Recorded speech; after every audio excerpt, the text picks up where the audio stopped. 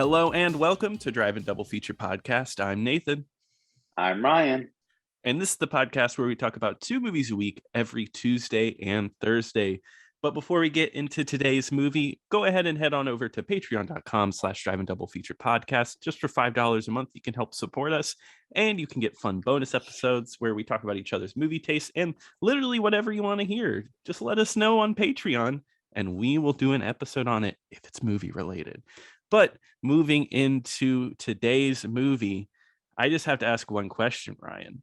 Have you ever gleamed the cube? Because we were gleaming the cube with this movie. I've gleamed some cubes in my day. You have? Okay. I think that's just a rite of passage for a lot of young people, is just gleaming the cube. Now, can you gleam other shapes? You can gleam a sphere, but let me tell you, it is a much harder process. It is. I think I could gleam. I think I could gleam a rhombus. A rhombus? Maybe. Give it a shot. Call up Tony Hawk and Christian Slater, and maybe they'll give you some permission. But yeah, we're talking about Gleaming the Cube, which is a movie from 1989. It is a skateboard neo-noir thriller. It is really a genre clash. It is a bizarre movie that I've been interested in for a while, mainly because I think skating movies in the 80s are really interesting, or any X game movies like BMX stuff, skateboarding. They were really in at the time. Oh yeah, and it's directed by Graham Clifford, who, yeah, that's right, directed Frances, which is Jessica Lange's. I think she was she nominated or did she win for that role? No, she went for Blue Sky. That's right, but she was nominated for Frances. But yeah, it's Christian Slater. It's our first Christian Slater movie. It's our first Tony Hawk movie. Can you believe it? A man with so many B movies. I don't know, actually. How many movies does he have? I don't know. You know what? That is a good question, because I thought it was a treat to see him in this movie. I actually have seen Tony Hawk in another movie that came out around this time, and that was Police Academy 4. He's in Police Academy 4? I did not know that. Yeah, he's like David Spade leaves a skateboarding gang and Tony Hawk is a part of his gang. I kind of love that. We need to go through those movies at some point. That's fun. But no, I mean, I'm looking at his filmography. He's in a lot of just skateboarding documentaries, stuff like that. He's in the Jackass movies. I forget that he pops up in those, but he's not really known for his acting prowess, of course, but he's not even a big part of this movie. He is a very small bit role. This movie does star Christian Slater, who is playing Brian Kelly. And he's kind of your typical skater punk, you know? He dresses in ripped clothes. He skates around. And that's all you need, right? To be a punk. Does not trust any adults. Adults are the enemy. Adults are stinky, according to him. Even though he's 20 or whatever. Yeah, Christian Slater looks young, but he doesn't look as young. I think he's supposed to be playing a 16-year-old in this. He's not looking that young. I guess. I mean, he's in high school in the movie, so. Yes. But Christian Slater, though, I mean, the year he had in 1989 was crazy. Like the amount of movies he was in. Well, this is also the year of the Heathers. Oh yeah, and he's great in that movie. He was in another movie called Desperate for Love. He was in Beyond the Stars, which was like a space movie with Martin Sheen. Yep. And then, of course, the biggest one, The Wizard. Oh yeah, The Wizard. Yes, man, he did have a big year. I personally, I love Christian Slater. I can watch anything he's in. He's very iconic. He has a voice, he just does whiny Jack Nicholson. I love it. And so this movie came out in 1989, and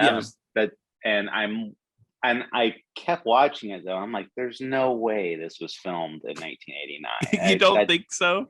No, and I had to look it up, and it's like, yeah, it was filmed in 87, I think. Wow, it took that long to come out. I wonder why. I was like, there's no way this is 1989 Christian Slater, because one, like you said, Christian Slater has a very kind of Jack Nicholson-esque way of speaking. He's like, hey man, I just gotta get my fix. Like, thank you. I wanted to do a Slater impression, but I'm a little congested, so thank you for taking over. So, but he's got that very specific. But like in this movie, it's very vaguely hinted there, subtly, but it's not overt like in his later film roles. It's very toned back, like, you know, like it's there, but he definitely like went really deep into that in his later movies.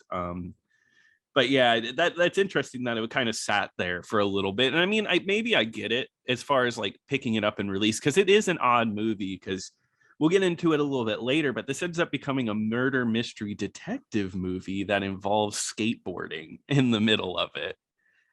This movie gave me such severe whiplash. It really did. With its total tonal shift, because in the very beginning of the movie, it's playing out like this is, you know, so I had this movie on my watch list for a very long time, and I had it because it's been on Amazon Prime forever, and I've always been like, oh, when I get around to it, I'll watch it. But when we started the podcast, I was like, you know, when you see kooky stuff like that, like, oh, that'd be fun to talk about. And then threw it on my watch list. You know, you think it's going to be fun. Skateboard movie, maybe they use skateboarding to fund some type of rec center or something like that, or like skateboarding conquers all, something like that. But then when it, like you said, it just turns into, well, we know who the murderer is, so it's like you said, it's it's like a noir movie. So it really is. So I'm like, when I got to that point, I'm just like, I was just so flabbergasted. Yeah, me too. Well, I kind of knew that, but like I didn't know how deep you would get into this, especially with the way it starts. Because the beginning of this movie, they're skateboarding on the airfield, you know, kind of driving around. They got music playing, and then exactly how you'd think it would start. Yeah, exactly. And it has really funny moments of like the gang, they're all flying in a plane looking for like skating spots at the pools. And this is one of my favorite lines, is from Tony Hawk, because he's a Pizza Hut delivery driver. And then in the plane, he goes, "There's my Pizza Hut." You know, it's just stupid. But they find a pool and they're skating in some pool that somebody left behind. So like, you know, it's like, oh, it's having fun with the boys, having fun skating.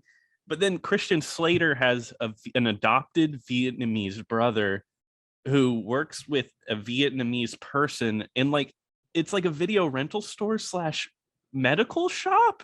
Is that what it is? I guess. I think they were like, I guess they thought they were sending like relief supplies maybe to Vietnam. I really wasn't clear on the whole, like what they're intending. Yeah, but I wasn't getting it either. But whatever it was, his brother like messed up big time. Like, and they do not want digging in the deep. It's so funny because he's like a math whiz, and they hire him on to do shipments to like, you know, like check the weight. And then of course, instantly he's like, something's wrong here. There's like a lot more than how much a cotton ball would weigh, like a shipment of cotton balls. And they're like, shut up. We're taking you off this job right now. Don't even think, like, why would you hire someone who doesn't know that there's something wrong? It's a bit odd of a choice. Oh yeah, why'd you put like a genius at it? Like, why wouldn't you just put like an idiot there who just checks off the list? Yeah, who wouldn't think twice about the weight of cotton balls? But yeah, he finds out these issues. Oh, and really quickly, I do got to mention, did you notice who is the assistant director on this film? No, I did not. I know, Frank Capra the third. One of the descendants of Frank Capra. So I just thought that was a funny thing. You know, I get some Capra vibes. Oh yeah, It's a Wonderful Life. I really felt it from this one. Yeah, you know, he died and he said you can't take it with you. Oh yes, that's true. That is true. But well, speaking of which, the Vietnamese boy sneaks around in the warehouses, right? And then one of the most insane scenes is when they accidentally kill him, like in the hotel room, when they have it like a towel wrapped around his neck and they accidentally choke him to death. I know, and because I thought they were trying to kill him, but then they're like, "Oh crap, we killed him." Yeah, exactly. They're like, "Oh no, we screwed up, we killed him," and it kind I of was only choking him for 2 minutes straight. I didn't get. I yeah. don't know how he could have died. And of course they set it up as a suicide, but I guess that's what's kind of silly about it is like, why would this high school student rent out a hotel room and then commit suicide in the hotel room? It all seems really fishy, and even the cop that's on it, who is played by Stephen Bauer, who he gets put on. He's like, oh, he never checked in the hotel under his name, so something's weird. But that's the only weird thing here. So otherwise, I don't care. Yeah, dead, whatever, alive, who cares? Yeah, exactly. Yeah, Stephen Bauer plays like the cop in this, like the main cop that Christian Slater had. They almost have a love-hate relationship. I felt a lot of sexual tension between these two. I'm just kidding. Between the cop and the underage boy. I don't know, the way he was inviting him over to his home and like they're talking and like, go ahead. Well, yeah, and I'm like, I don't know what cop would ever be like, oh, I gotta go talk to the kid's little brother and like get him on the investigation here with me. Right? It's so weird. They would tell him to shut up, go home. Like, this doesn't concern you at all. Exactly. You do not need to get in the middle of this. Even later in the movie, Christian Slater like blows up a car.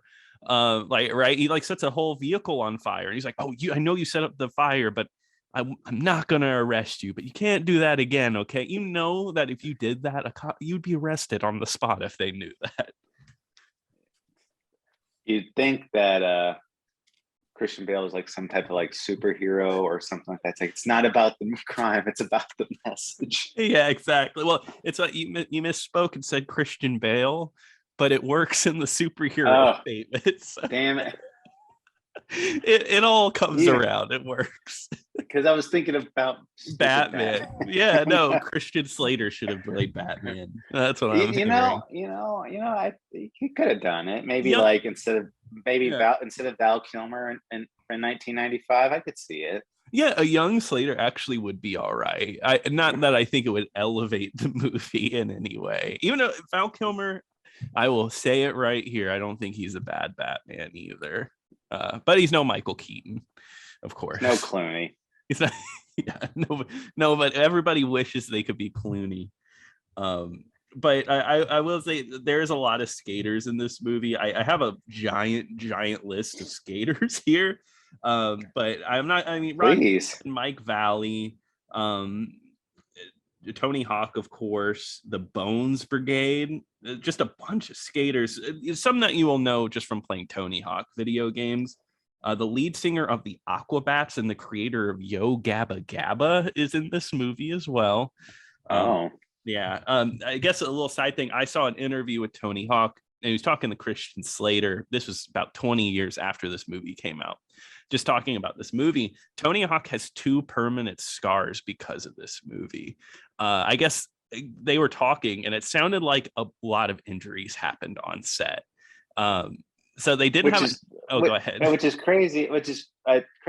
There's not like a ton of like cool tricks or anything. It's like they're mainly just riding on their skateboards most of the time. I know.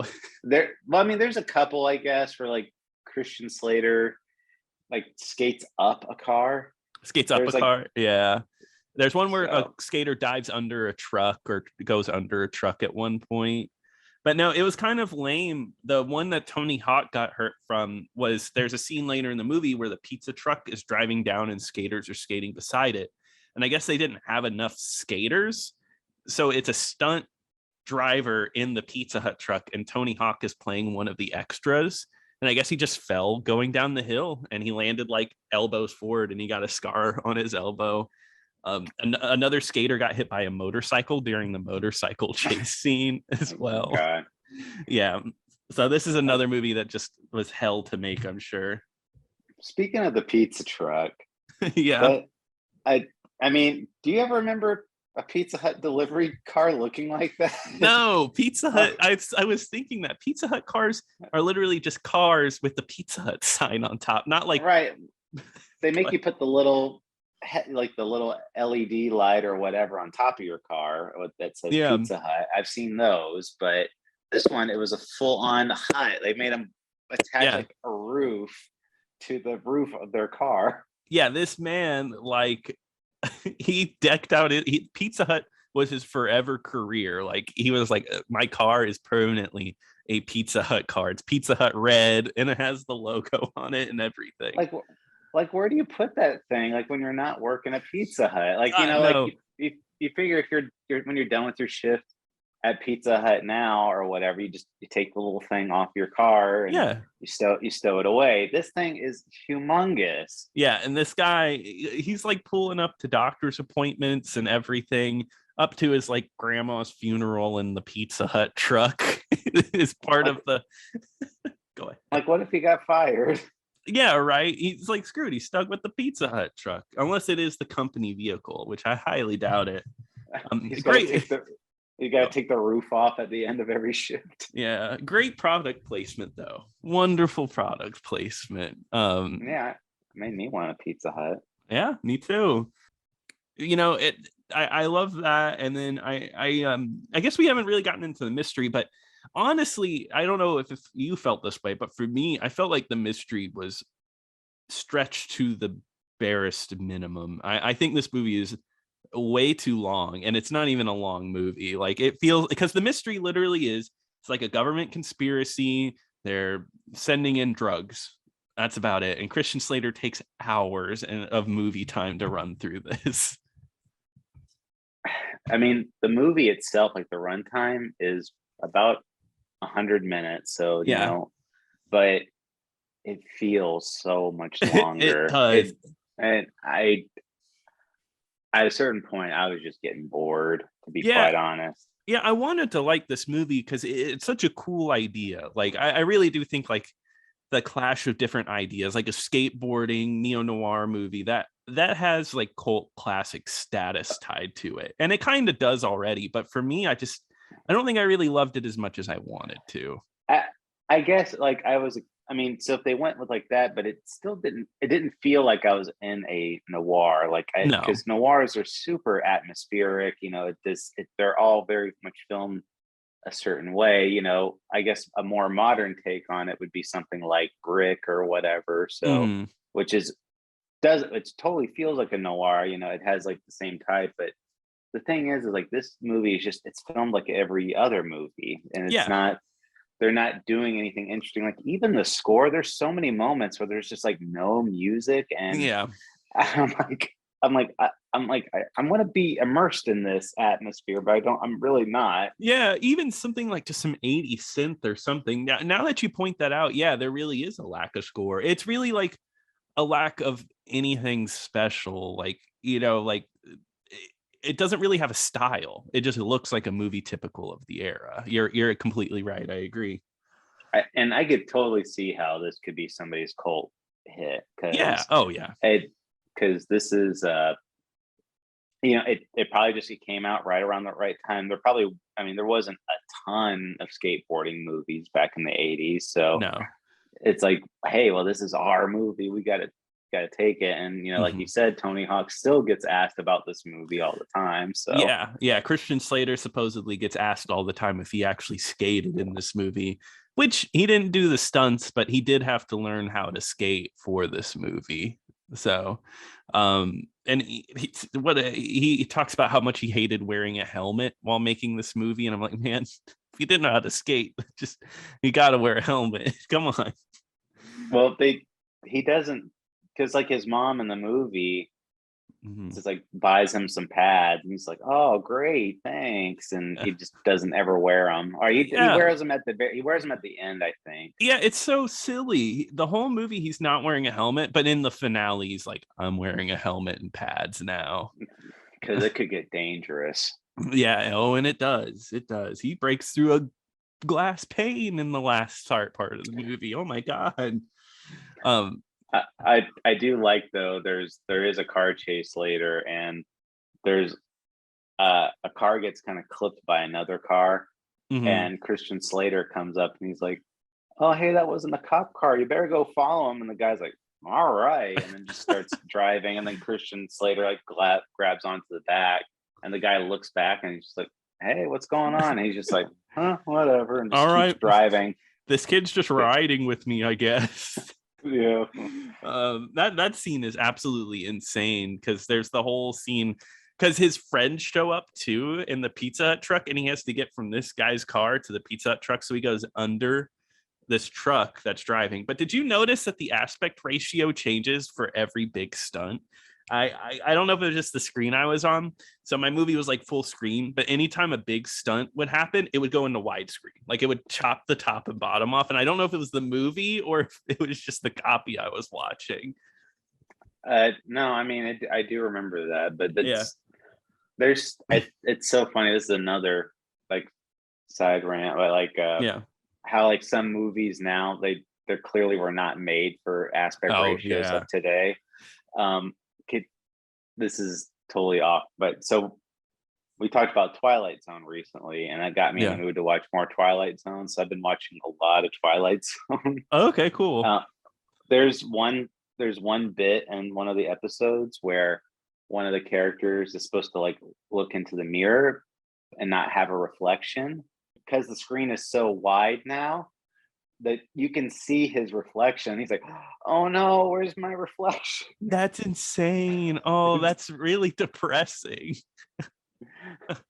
You gotta like chop it up. You gotta make sure you gotta keep it that original aspect ratio. That's crazy. I didn't even know that. But getting back to the movie, one of the sillier parts that at least I thought his Vietnamese brother has a girlfriend, and Christian Slater, he's like goes up to her and like tries to get info out of her because he could solve the mystery through her, and she's like, "I'm not gonna date you or be with you dressed that way." So man cleans up, and it's like the classic makeover that they have in movies where his mom drops like a wine bottle. It's like, "Oh my god!" Like, you're a new man.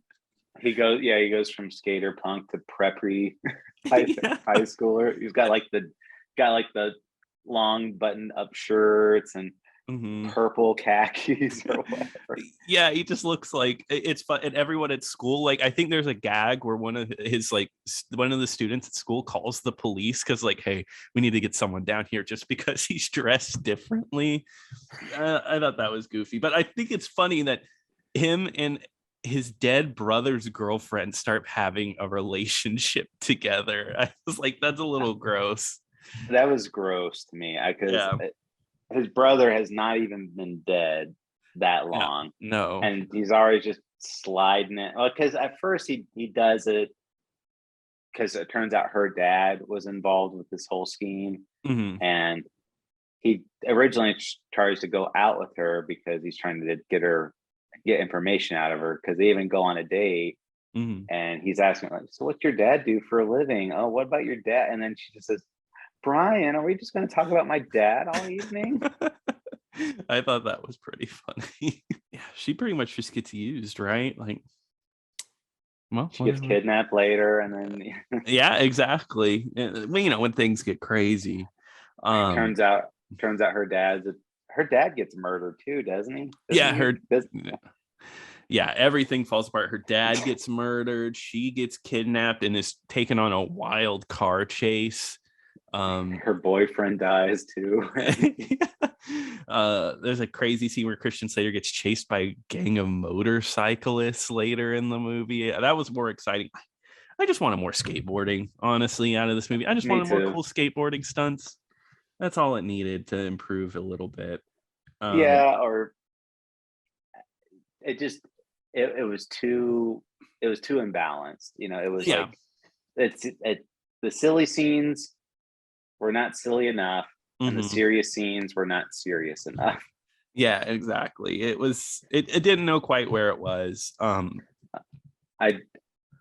One funny part I do want to mention that I actually like. So like you said, he dresses up like a total punk in the beginning. He wears like tattered clothes and wears a bunch of like band t-shirts or whatever. And when his stepbrother dies, he goes to the funeral, but he's wearing like Right. a black version of his punk outfit. So it's just he's got like ripped black pants and like a black shirt. It's kind of awesome. It's so silly. When he's wearing the preppy clothes, it changes his personality a little bit, and he connects to his dad. And he's like, Dad, I'm sorry. I know I'm a bit of a troubled kid. You took me to Disneyland and they threw me out for pissing on Donald Duck. Very one-off, stupid line. I remember that. Yeah. Can you believe it was only a week ago, too? Oh, yeah. Do you think we're still going to trial for this soon? You remember? I got a feeling it wasn't that long ago. Yeah, that's what it's sounding like. But yeah, I mean, I don't think there's a lot to talk about this movie. I think I pointed out a lot of the more interesting bits. Do you have anything else to add? No, I mean, like I said, I wasn't 100% invested in it for the entire ride. I mean, there's nothing overly bad about it. It's just there's too much going on, and they're not focusing enough on one particular subject, in my opinion. Because I mean, I will say though, there are some scenes where I was shocked at how brutal it got. Because there's one scene where Christian Slater is in a car, and it's the guy that murdered his stepbrother in the car, and he goes back to the real bad guys, like the leaders of the operation, and he's like, "Hey, I want to get the hell out of here. You need to give me $50,000 and a ticket to Bangkok, or I'm gonna talk." They go, "Oh, okay," and then they end up shooting him, and just this explosion of blood hits the car. Yeah, and Christian Slater's hiding in the back. He sees this. And like, I couldn't even imagine a high schooler seeing that violent of a death. Like, absolutely horrifying. This movie, I guess if there's one thing, it doesn't know quite where it's at and what it needs to do, because the violence is like really dark. Imagine you're 17 years old and you just see somebody's face explode. Yeah, no.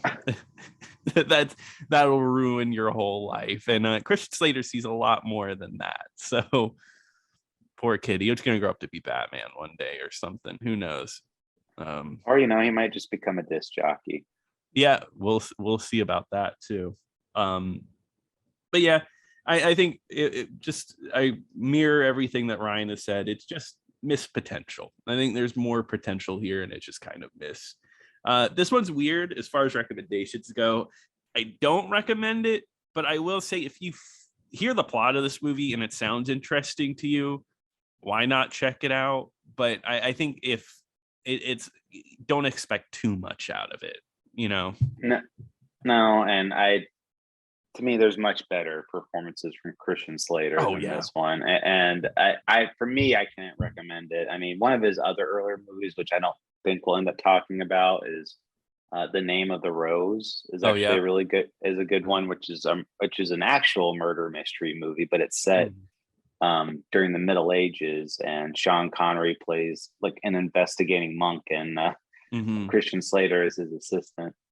Yeah, that's like a really early one for him. We'll get around to more of his stuff at least. But I guess we'll move on from here. Ryan, what are we talking about on Thursday? Well, Nathan, we're actually going to be talking about one of my favorite things, Nathan, and that's going to the mall. Oh, I love going to the mall in 2023. It's always a wonderful experience. It's so great. So let's celebrate that with The Phantom of the Mall, Eric's Revenge, and that is available on Shudder right now.